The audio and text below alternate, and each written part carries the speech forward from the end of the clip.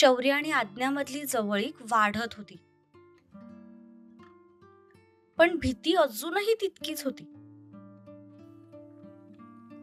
दुसरीकडे ऑफिसमध्ये एक नवीन एंट्री झाली होती. सगळ्यांची समीकरणं बदलत होती. नजरेत प्रश्न होते आणि मनात असुरक्षितता. नात्यांवर नवीन ताण येऊ लागला होता.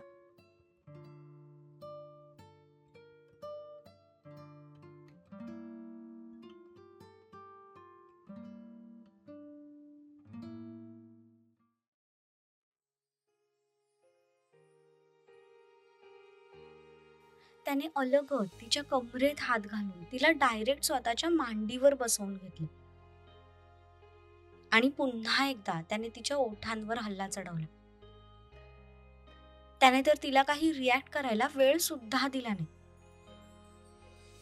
तिला काही कळायच्या आधीच त्याने बाहुलीसारखं उचलून तिला स्वतःच्या मांडीवर बसवून घेतलं होतं. तो अगदी वेड्यासारखा तिच्यावर तुटून पडला होता. तिने सुद्धा स्वतःला त्याच्या स्वाधीन केलं होतं. दोघांनाही आता कशाचंच भान राहिलं नव्हतं.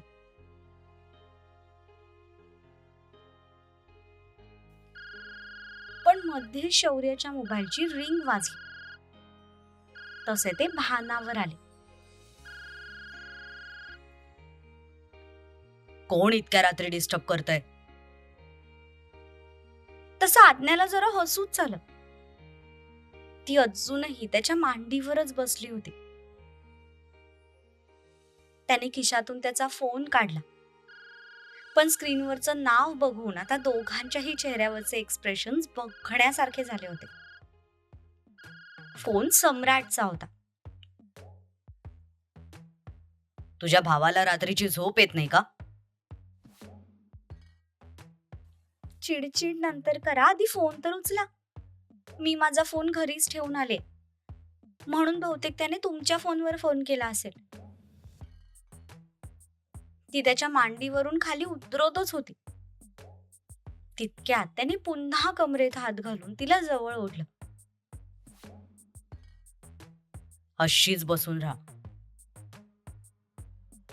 त्याने तिच्या कमरेभोवती एकाच हाताने विळखा घातला आणि फोन रिसीव्ह करून स्पीकरवर टाकत तिच्या गालांवर ओठ टेकवले. ती त्याला नजरेनेच दटावत होती, पण त्याला आता कशाचाच फरक पडत नव्हता. शौर्य, कुठे आहात तुम्ही दोघं? ऑन द वे आहोत, येतोय घरी. ती त्याच्यापासून दूर होण्याचा प्रयत्न करत होती, पण त्याने एकाच हाताने तिला पकडून ठेवलं होतं. माझी बहीण माहेरी आली. तिला 4 दिवस इथे सुखाने राहू देणार आहेस की नाही तू? जर तुला तिला घेऊन फिरायचंच होतं तर माहेरी कशाला पाठवलंयस? हो साले साहेब, ती जरी तुमची बहीण असली ना तरी आता माझी बायको आहे, आणि माझ्या बायकोला कुठेही नेण्यासाठी मला तुझ्या परमिशनची गरज नाहीये. तू तुझ्या बायकोला फिरायला घेऊन जायचं असेल तर तिच्या आई वडिलांची परमिशन घ्यायला जातोस का? नाही, नाही जात मी परमिशन घ्यायला. पण ती माहेरी गेल्यावर तिला तिकडे डिस्टर्ब करायला पण जात नाही. त्याचं काय आहे ना सम्राट, सगळे तुझ्यासारखे आदर्श नवरे नसतात ना. आज्ञा त्याला नजरेनेच भांडू नको म्हणून रिक्वेस्ट करत होती, आणि तो अंगठ्याने तिच्या गालांसोबत खेळत होता. तू आता तिला घरी सोड आणि हवं तर उद्या घेऊन जा, पण इतक्या रात्री माझ्या बहिणीला घेऊन बाहेर फिरायचं नाही हा. उद्या तर मी तसंही तिला तुमच्याकडे ठेवणार नाहीये. ठीक आहे, लवकर या. शौर्याने फोन कट करून खिशात ठेवून दिला आणि पुन्हा दोन्ही हातांनी तिच्या भोवती विळखा घातला. काय हो तुम्ही? कशाला भाईला इतकी खुन्नस देत असता? मी नाही देत खुन्नस. तो माझ्याशी कसा बोलतो बघितलंस ना. एकुलता एक जावई आहे मी त्या घरचा, पण तो जरा म्हणून मला रिस्पेक्ट देत नाही. बरं, आता जाऊ का? खरंच खूप उशीर झालाय. ओके, पण उद्या रेडी राहा. कशासाठी? आपल्या फर्स्ट नाईटसाठी. तसे तिचे डोळेच मोठे झाले. थोड्या वेळासाठी तर ती श्वासच घ्यायचा विसरली. रिलॅक्स. आपल्या घरी जाण्यासाठी रेडी राहा म्हणालो. झाले आता 4-5 दिवस. आता अजून नाही राहू शकत मी तुझ्यापासून दूर. आईला विचारून बघते. ते बाकी काही मला माहित नाही. उद्या ड्युटी संपल्यावर मी येतोय तुला न्यायला. तू स्वतःहून आलीस तर ठीक आहे, नाहीतर सगळ्यांसमोर उचलून घेऊन जाईन मी तुला. पोलीस कधीपासून लोकांच्या घरावर डाका टाकायला लागले? पुलिस तो हम पहले थे, अब आपके प्यार में चोर भी बन जाएंगे. काय ग, काय झालं? अशी का बघतेस? तुम्ही नक्की शौर्यच आहात ना? नाही, मी आदूचा नवरा आहे. त्याने तिच्या मानेत घातलेला हात तसाच थोडा दाबला आणि पुन्हा एकदा तिच्या ओठांवर तुटून पडला. आज त्याचं मनच भरत नव्हतं. थोडा वेळ पुन्हा एकदा ओठांचं युद्ध सुरू झालं. शौर्य, बास झाला आता. आज सोडतोय, पण उद्या नाही सोडणार.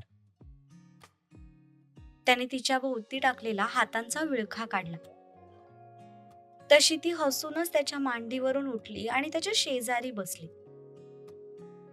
ड्रेसची ओढणी आणि केस ठीक केले आणि मग त्याच्याकडे पाहिलं. उद्या नक्की या, मी वाट पाहीन. तसा तो तिच्याकडे बघतच राहिला. आय लव्ह यू पेक्षाही मी वाट पाहीन, या 3 शब्दात त्याला जास्त प्रेम जाणवलं.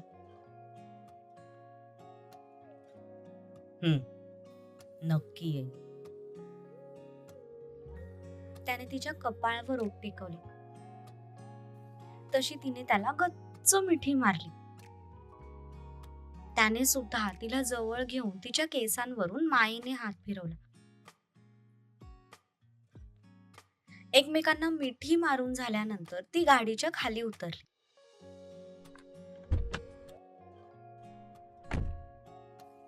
तसा तो सुद्धा खाली उतरला.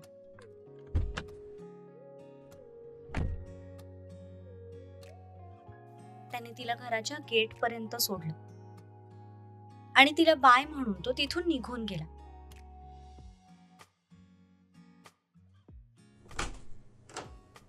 ती तिच्या रूम मध्ये आली आणि तिने घरात आल्याचा मेसेज सम्राटला सेंड केला.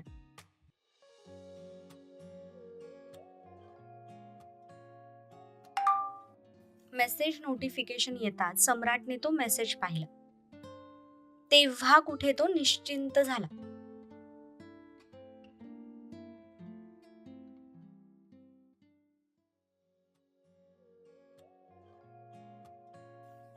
घरी पोहोचायला शौर्यला रात्रीचा 1 वाजला होता. घरी आल्यानंतर तो फ्रेश झाला आणि बेडवर आडवा पडला. आज त्याच्या चेहऱ्यावरची स्माइल जाता जात नव्हती. याआधी त्याने प्रेम तर केलं होतं, पण त्या बदल्यात त्याला समोरून कधी प्रेम मिळालं नव्हतं.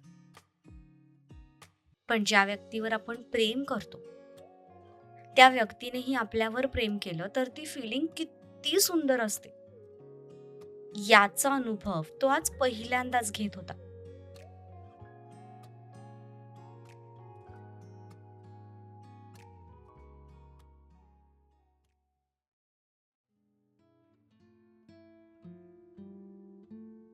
दुसऱ्या दिवशी ऑफिसमध्ये तपस्या नुकतीच ऑफिसमध्ये आली होती. तिने तिची पर्स साईडला ठेवली आणि स्वतःचा डेस्क व्यवस्थित आवरला. एकदा मेल्स चेक करावे म्हणून तिने तिचा लॅपटॉप ओपन केला. तितक्यात तिची नजर समोरून येणाऱ्या उर्वशीवर पडली आणि एका क्षणातच तिच्या चेहऱ्यावरचे एक्सप्रेशनच बदलले. उर्वशी एकदम स्टाईल मध्ये एंट्री घेत होती.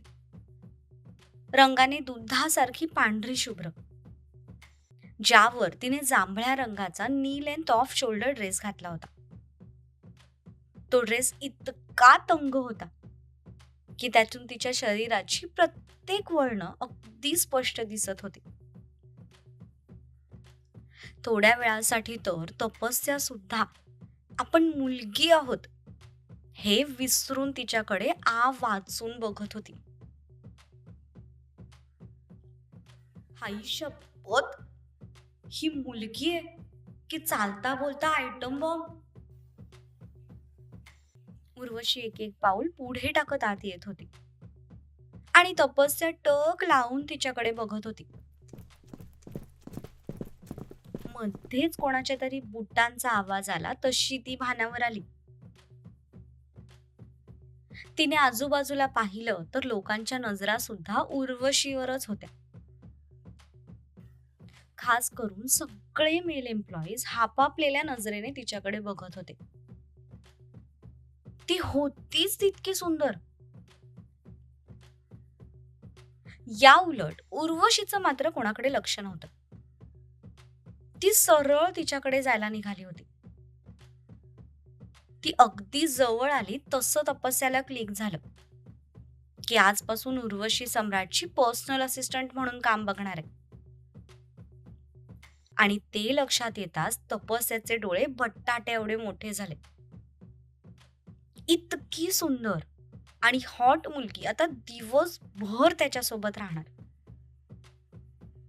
या विचारानेच तिच्या जीवाची कालवा कालव सुरू झाली होती.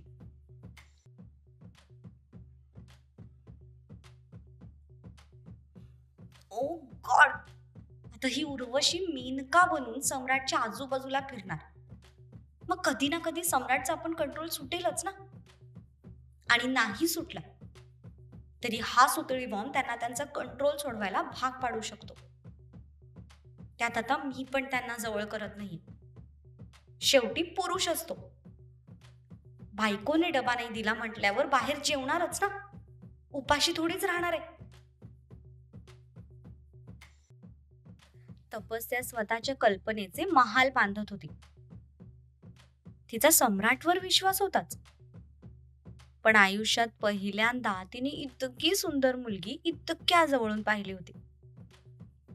त्यामुळे तिची इन्सिक्युरिटी अगदी हाय लेवलला जाऊन पोहोचली होती. त्याच विचारात तिने उर्वशीला आवाज दिला. तशी उर्वशी पुढे जायची थांबली. तिने मागे वळून पाहिलं. Weight a second.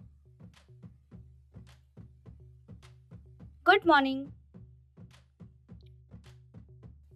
कसलं गुड मॉर्निंग? तुझा चेहरा बघून मॉर्निंगची बँड वाजलीये माझ्या. अप काय का गुड मॉर्निंग? काही काम होतं का? हा, ते कुठे चाललीस तू? कुठे म्हणजे? माझ्या डेस्ककडे. आजपासून मी जॉईन करते ना, मग सरांचं शेड्यूल चेक करायला नको? हा, पण मी काय म्हणते उर्वशी, ते काम करायच्या आधी दुसरं काम करतेस का? माझं तुझ्याकडे एक काम होतं, तेवढं कर आणि मग जा. तपस्या डायरेक्ट तिचा हात पकडून तिला स्वतःच्या टेबलकडे घेऊन जाऊ लागली. पण मध्येच उर्वशीने तिला थांबवलं. तसं तपस्याने मागे वळून तिच्याकडे पाहिलं. सॉरी तपस्या, पण मी इथे सरांची पीए म्हणून जॉईन केलंय. त्यामुळे त्यांच्या व्यतिरिक्त मी इतर कोणाच्याही ऑर्डर्स फॉलो करणार नाही. ओ, काल तर मॅम म्हणत होती, आज लगेच तपस्या. हो, कारण काल मी ऑफिसची एम्प्लॉई नव्हते, त्यामुळे समोरच्या व्यक्तीला रिस्पेक्ट देणं माझं काम होतं. पण आज मी सुद्धा तुझ्यासारखीच या ऑफिसमधली एम्प्लॉई आहे आणि माझ्या माहितीप्रमाणे तू सुद्धा या ऑफिसमध्ये नवीनच आहेस. त्यामुळे मी तुला मॅम का म्हणू? हे भवानी, ज्या जॉबच्या जोरावर तू इतकी उड्या मारतेस ना, तो जॉब माझ्या नवऱ्याने दिलाय तुला. ते पण फक्त माझ्यावरची खुन्नस कुठेतरी काढायची म्हणून. नाहीतर माझ्या परमिशन शिवाय साधं बनियान घालत नाही तो. ज्या दिवशी तुला कळेल ना की या ऑफिसची खरी मालकीन कोण आहे, त्या दिवशी माझ्या पायावर लोळशील तू. बरं तपस्या, तू तुझं काम कर, मी माझ्या कामाला जाते. Okay, have a good day. Urvashi तशीच हिल्सचा आवाज करत निघूनही गेली. सम्राट, तुम्ही हिच्याजवळ गेलात ना तर गाठ माझ्याशी आहे सांगून ठेवते. तपस्या हाताच्या मुठी गच्च आवळत स्वतःशीच बडबडत होती. जणू काही तो खरंच तिच्या या धमक्यांना घाबरणार होता.